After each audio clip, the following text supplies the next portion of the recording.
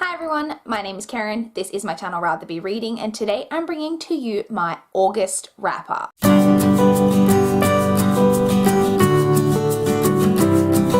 If you guys have been watching my August reading vlogs, then you know that August, just generally as a month, was a bit of a mess for me. Not just reading-wise, life-wise, I was kind of all over the show. I was very kind of absent on my channel. I was posting here and there, but I posted very few videos and I missed most of my regular videos. I don't think I posted a TBR or a mid-month wrap-up. I didn't post a marked as to read video.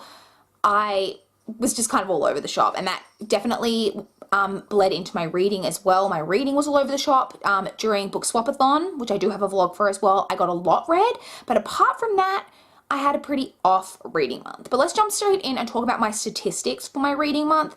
So I did complete a total of 21 books, but that sounds a lot more impressive than what it actually was. So I read 15 novels, 1 graphic novel, 3 novella bind-ups, 1 webcomic, and 1 poetry collection. The 21 books were made up of, I read 7 in physical copy, I read 7 ebooks, including the webcomic, and I listened to 7 audiobooks. And then excluding the audiobooks and the webcomic, I read 5 books that I owned and 8 from the library, so definitely a more library-heavy month again this month. I read a total of 5,793 pages. So even though I read more books in August, I read a lot less pages in August. So my average pages per day averaged out to 187 pages, which is, I think, maybe this was one other month where it dropped below 200, but it doesn't drop below 200 pages per day very often for me, so it was definitely kind of an off reading month. The shortest book that I read two of the different novella bind-ups that I read were both 80 pages. The longest book that I read was 419 pages. The highest star rating that I gave 3 separate books 4.25 stars, and the lowest star rating that I gave was a 1 star. So my average star rating for the month averaged out to 3.14, which is also fairly low. So that's kind of my statistics. We will jump straight in now and talk about the 21 books. I'm going to go through these as quickly as possible because, as I mentioned, I didn't do a mid-month wrap-up this month, so I do have a lot to talk about, and I don't want this video to be super, super long, although I say that and then they always end up being really long, but I am going to try to get through them as quickly as possible, so let's jump in. Just to mention quickly as well, I will leave a link to all of the reading vlogs that I did throughout the month of August down below. If you haven't checked those out, please do, because I do talk about the books more in depth in those reading vlogs, but let's jump straight in and talk about the books. So the first book that I finished in the month of August was Shudder by Laurie Faria Stolars. This was one I listened to on audio and was narrated by Bailey Carr and Graham Halstead. This is a YA mystery novel that's basically about a girl who runs into this boy who has recently escaped juvenile detention because he was accused of murdering his father. So she meets him through some certain circumstances, and it all just kind of goes from there. The whole premise of this book really just did not work for me. I didn't in any way believe that a teenage girl would help a boy that she's never met before, who she just randomly meets, who is accused of murdering his father and has escaped from juvenile detention. I just didn't buy into that whole premise of it. I was just like, I just don't think this would happen. So I didn't really like this one, and I only gave it 2.25 stars. I then read Princess of Thorns by Stacey J. This is a YA fantasy, and it's kind of a sequel retelling type thing to Sleeping Beauty, following Sleeping Beauty's daughter. And it's kind of got the premise that Sleeping Beauty's daughter has a certain curse, and then there is also a prince in it that has a curse on him, like a different curse, and they meet up, and both of their respective curses mean that, you know, things could never really work out for them, and so on and so forth. This was just okay for me. I liked the characters enough, and the story was kind of like just fun and stuff, but it just didn't really grab me. So it was like just okay. It was enjoyable, but just okay for me. And in the end, I gave that one 3 stars. Next, I read The Graphic Days Volume 6. This is by John Allison and a whole slew of other people are involved in it. I really loved this one. This is my favorite issue since issue number 1. I really enjoyed it. I love all of the girls in this. So if you guys don't know, this is a graphic novel series that just follows 3 girls who are at university in the UK, and it just basically follows their lives right from kind of when they start university, and then we're following them like for quite a period of time now. Really loved it. I love all 3 girls. I really feel like these girls are like my friends. I really enjoy it. Can't wait to pick up the next volume. Really loved it. Gave that one 4.25 stars. I then read Suicide Run by Michael Connolly. This is the first of the novella bind-ups that I read, so it had 3 different novellas in it, all that follow Harry Bosch. The 3 novellas themselves aren't connected. It's just random little novellas from kind of throughout Harry Bosch's career, and they are all different points in his career too. They don't even really follow on from each other timeline-wise. It's just all different points throughout his career. For me, this was just okay. I enjoyed it because I enjoy Harry Bosch as a character and all of that type of thing, but I wasn't really sure of the point of this. I also find it very hard to create a compelling type of crime and mystery in something that's only like 20 to 30 pages, but I did enjoy it, and in the end I gave that one 3 stars. Next, I read Check Please Year 2 by Ngozi Ukazu. This is the webcomic that I read. So Check Please is a webcomic that basically follows, it's like a new adult webcomic that follows a boy who is in university. I think he's in university in Canada, and he is a member of his university's hockey team. But he is not your usual kind of hockey player. He is on the LGBT spectrum. I believe he represents, he identifies as gay, and he is really interested in cooking, and he's really sensitive and all of that type of thing. And it just follows his life at university on the hockey team. I really enjoyed the first volume, and I loved this one. It is so freaking cute.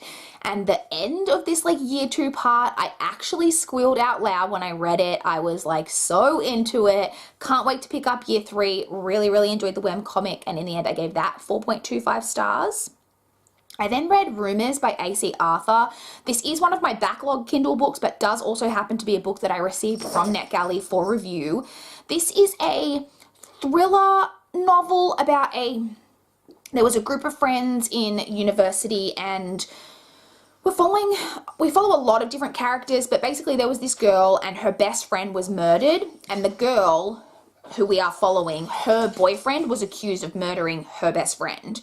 And it's years later, and her boyfriend, after the accusations were made and he was never like convicted or anything, after that all happened, he moved away, and it's years later, he's come back to the town. It's the anniversary of the death some years later, and it's all about trying to figure out what happened.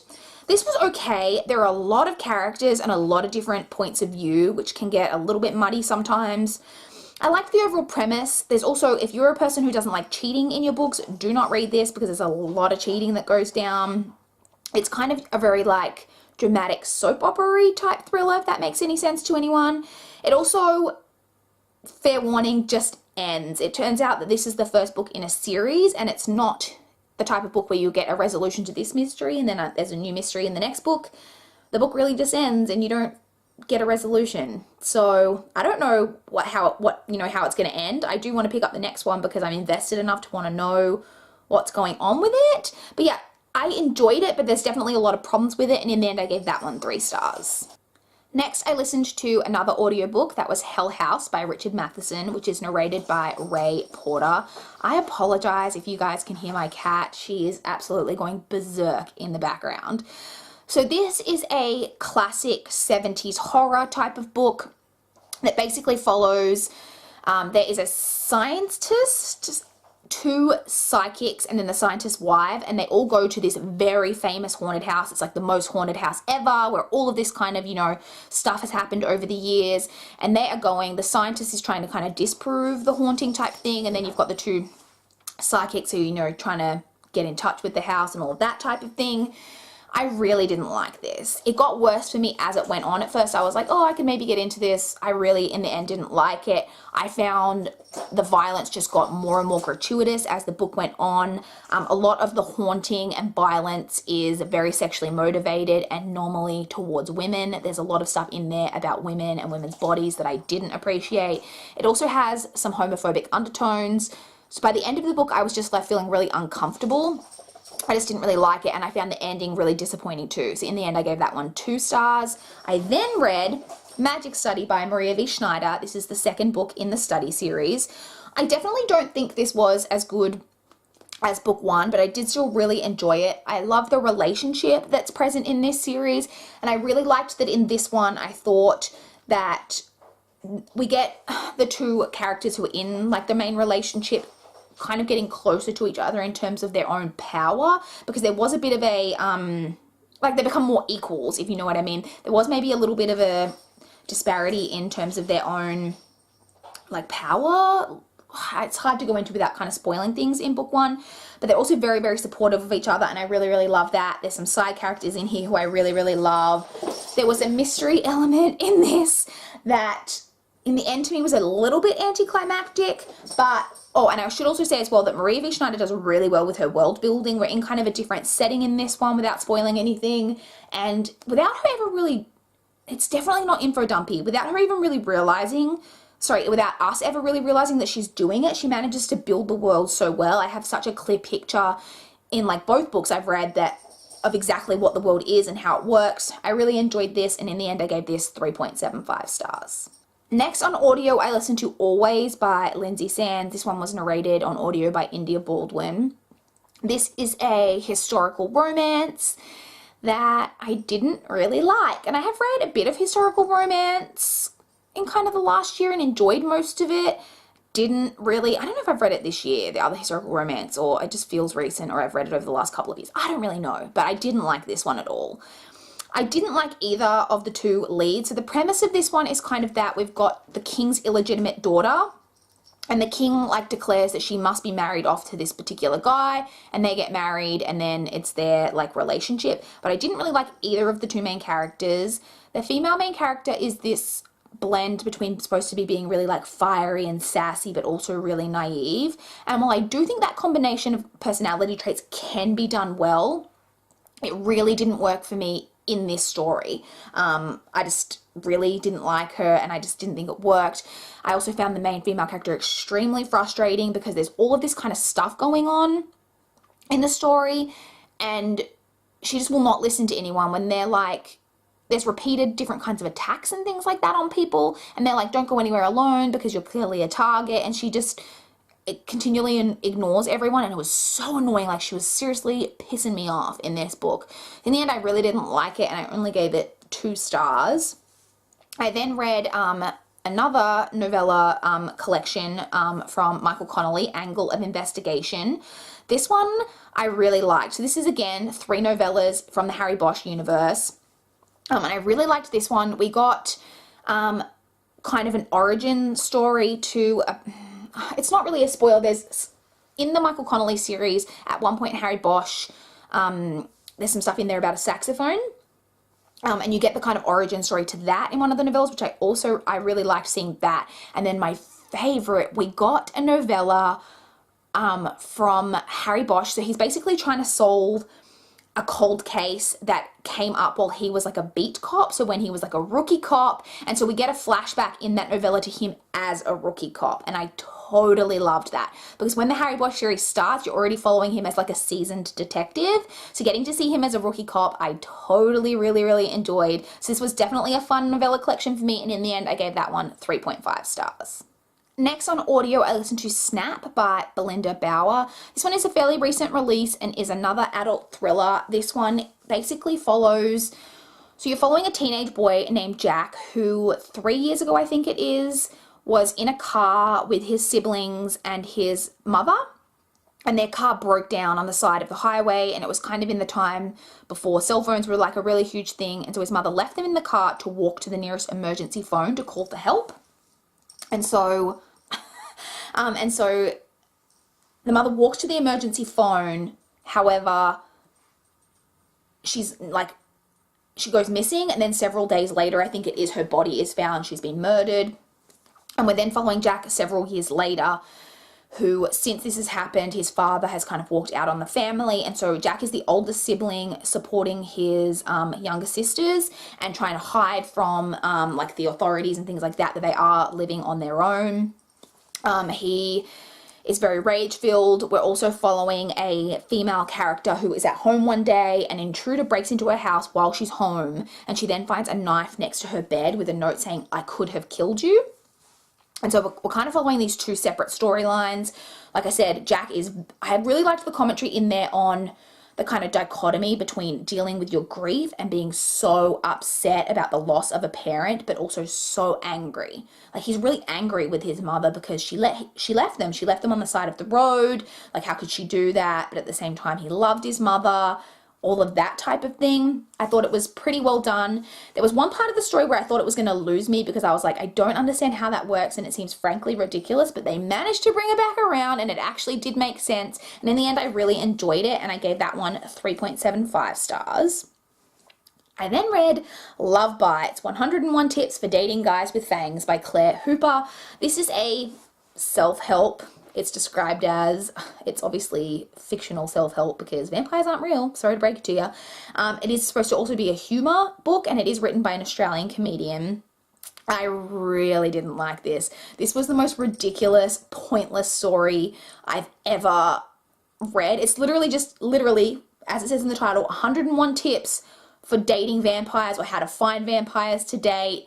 And just, it's supposed to be funny. I didn't find it funny at all. I don't know why it was published. It was really, really bad. I gave it 1 star. Next, I read the third of the novella collections by Michael Connolly that I read this month. This one is called Holland Dive. I'm pretty sure every time I mentioned it in my vlog, I called it Mulholland Drive, but it's not Mulholland Drive, it's Mulholland Dive. Now, this one was a bit strange for me because it's listed as being a novella collection from the Harry Bosch universe, but none of the novellas followed Harry Bosch or any character that I'm familiar with from the Harry Bosch, and in fact at least one of them was historical in nature, so I'm not really sure how they tie into the Harry Bosch universe, but they were just okay. Again, similar to the first collection, it's very hard in such a short story to kind of create any kind of, to get invested in the stories. They were all just okay. It was just okay, and I gave it 3 stars. We then get to the books that I read for Book Swap-a-thon, which again, the vlog will be linked down below. The first book I read was I Let You Go by Claire McIntosh. This book was sent to me by my swap buddy, Kelly. This is an adult thriller.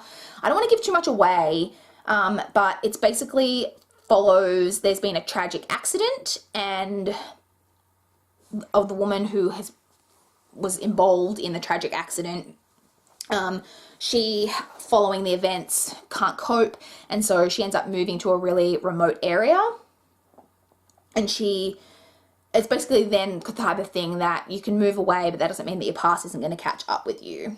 Yeah, like it says on here, a tragic accident, a past you can't escape.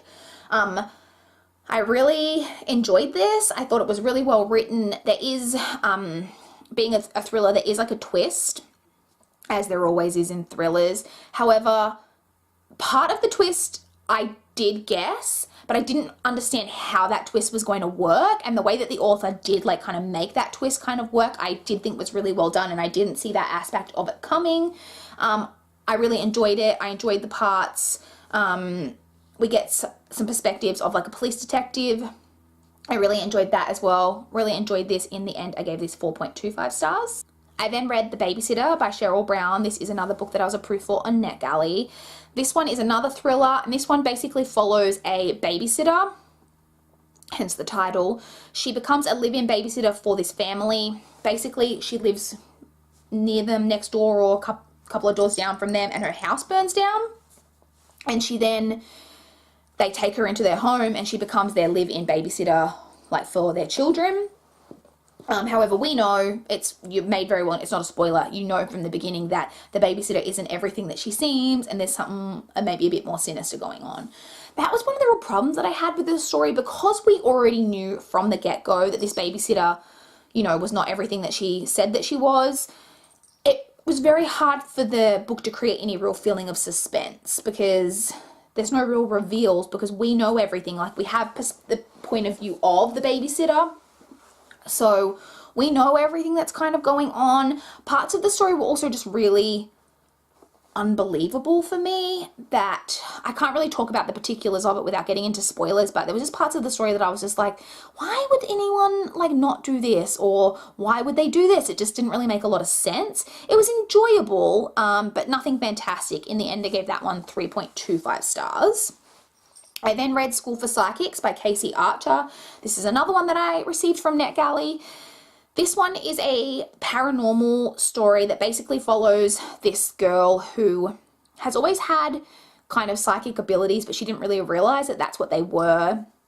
And she then is recruited to kind of go to this school for psychics. It's not just psychics though, it's like all some kind of psychic abilities, but they're different forms of abilities, where basically they're being trained to be government operatives. And that's kind of what it's all about. The characters in it are supposed to be in their kind of early 20s, so it's supposed to be like new adult / adult. However, it very much reads like a YA. I had to continually remind myself that the characters were as old as what they were because it very much reads like it's about 16, 17-year-olds. So that's a criticism that I would have. It is very tropey. I didn't think it created good suspense. There was very much a feeling of, I don't know who I can trust in this novel. It was enjoyable. I did really enjoy it, and I would definitely, again, this is the first book in a series, and I would continue on with it. And in the end, I gave that one 3.5 stars. I then listened on audio to The Sun Is Also a Star by Nicola Yoon. This one is narrated on audio by Bonnie Turpin, Raymond Lee, and Dominic Hoffman. This is a YA contemporary romance that follows two main characters. We have Tasha, who is of Jamaican descent and has been living with her family illegally in the United States, and we follow her on the day that her family is being deported. We then also follow a main character, a boy who is of Korean descent. However, he is living in, he's born in America, I believe, and he's been living there legally, and we follow him on the day of his big university or college interview that he needs to do to get into college. And what these two characters meet on this particular day, and we basically follow them over that day. As I mentioned, this book does take place over one day, so it is a romance story, so therefore it is very insta-lovey. I do think it's insta-love that's done well, but it is insta-love nonetheless. I did like that the two main characters are very, very different, but they're very different in a way where they really complement each other, which I thought was really well done. I also liked the way that the book kind of ended up. I thought that was really well done. I did enjoy it, and in the end I gave it 3.75 stars. I then read Gods in Alabama by Joshua Jackson, which is a book that I was really excited to get to because I read a book, The Almost Sisters by Joshua Jackson, earlier in the year and really, really loved it. And while I didn't enjoy this one quite as much, I do still think it was a really good book. And it's her debut novel. This one is about a woman who has been living in Chicago for the last 7 or 8 years, where she moved from her small town that she grew up in Alabama, and very small town in Alabama. And she made a pact with God when she moved to Chicago that 1, she would never go back to her hometown, 2, she would never have sex again, and 3, she would never tell another lie as long as he stopped the body from being found. And through some circumstances in the book, it all starts to come up about her past and what happened in Alabama all those years ago, and we've kind of got the mystery element to it. We do also have a mixed race relationship. The main character is white, and she does have a black boyfriend. I really love the aspect of the story that she's in her late 20s, and she's been with her boyfriend for several years and has remained celibate, and she has a very supportive partner in relation to that, which I thought was really well done. It does also deal with a lot of themes of family and the love that you can have with your family, and it not necessarily being with your direct parents, but other members of your family who can really step up and become really close and like they're your parents and siblings and things like that. I thought it was really well done. I really enjoyed the book overall, and in the end I gave that one 4 stars. The final book that I read for Book Swapathon was Everything All at Once by Stephen Camden. This is a poetry collection, and unfortunately I didn't really enjoy it. It's all about poetry kind of set during high school. it's told from a lot of different perspectives and through a lot of different types of poetry. Like they're not all similar. Like sometimes it kind of rhymes, sometimes it doesn't, all different perspectives. And it just really didn't work for me. I just really didn't like it. And in the end, I only gave that one 2 stars. I then listened to another audiobook, which was Finding Yvonne by Brandy Colbert. This one is narrated by Maya Burton. And I will say, I think the audiobook, I had no issues with the audiobook, but towards the end of the audiobook, it was very apparent to me that the narrator had a cold. And I thought that was a bit strange, but it didn't take away from my enjoyment of it. I just kept thinking, the narrator clearly has a cold.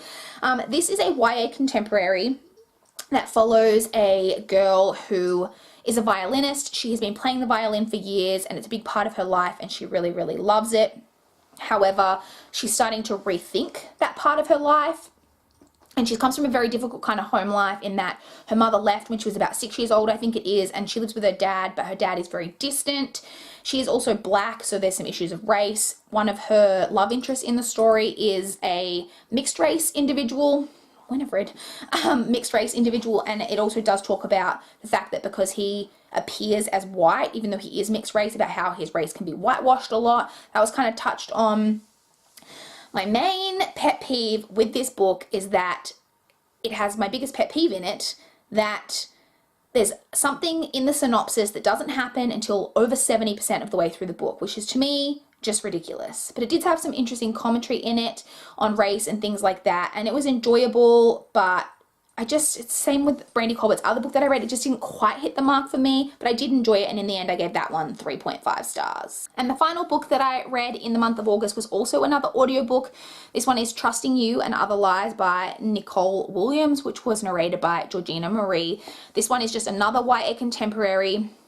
This one follows a girl who, again, comes from a difficult kind of family life. Her parents have been fighting a lot and are very distant from their children, and they're dealing with some difficult kind of financial circumstances, and they go to this kind of family summer camp, which the main character is very annoyed about because she has to, be away from her friends for the summer, and she is also being made to be a camp counselor, and it's basically about her romance with this other boy from the camp who is also a camp counselor. This was just okay for me. I did think there was a really good relationship between the main character and her younger brother, which was really cute. There was also really good tension created in the romance, but overall it was just really okay.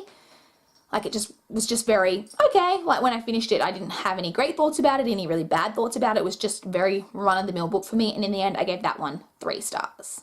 So those are all of the books that I read in the month of August. Like I said, overall kind of a very mediocre reading month for me. I would love to chat with you guys in the comments down below if you've got any thoughts on any of the books that I read or how your reading month went in August. I would love to know. Please like this video if you liked it. Please subscribe if you want to see more from my channel. That is all I have for this video today.